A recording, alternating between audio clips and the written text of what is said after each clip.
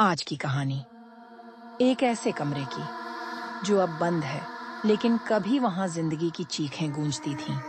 कहानी है कमरा नंबर 13 की। साल था 2002। दिल्ली के बाहरी इलाके में एक पुराना होटल था, होटल क्रेसेंट मून। एक दिन वहां आई 23 साल की पत्रकार नेहा वर्मा। नेहा एक रहस्यमयी खबर की तलाश में थी और उसकी मंजिल बनी वो कमरा जिसका दरवाजा पिछले 7 साल से नहीं खुला था। कमरा नंबर 13। नेहा ने रिसेप्शन से कहा, मुझे वही कमरा चाहिए। हाँ, कमरा नंबर 13। रिसेप्शनिस्ट का चेहरा स्याह पड़ गया। मैडम, उस कमरे में कुछ ठीक नहीं है। नेहा मुस्कुराई, मैं डरती नहीं। और फिर शाम के 6 बजे नेहा उस कमरे में दाखिल हुई। कमरा आम था, एक पलंग, एक अलमारी, एक टूटी हुई दीवार घड़ी।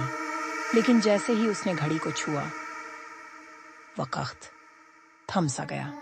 उसी पल कमरे में एक सरसराहट गूंजी, जैसे कोई अलमारी के पीछे खड़ा हो। नेहा ने टॉर्च जलाकर देखा, वहां कोई नहीं था।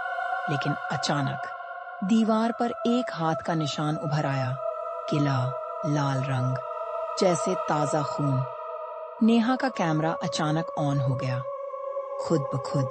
और जो उसने स्क्रीन पर देखा, वो कोई इंसान नहीं था, एक औरत, बिना आंखों के चेहरा, उलटे हाथ, जिसके पैरों के निशान उल्टी दिशा में थे। वो औरत नेहा की ओर बढ़ रही थी। नेहा ने भागने की कोशिश की, लेकिन दरवाजा बंद हो चुका था। किसी ने पीछे से उसके बाल पकड़ लिए।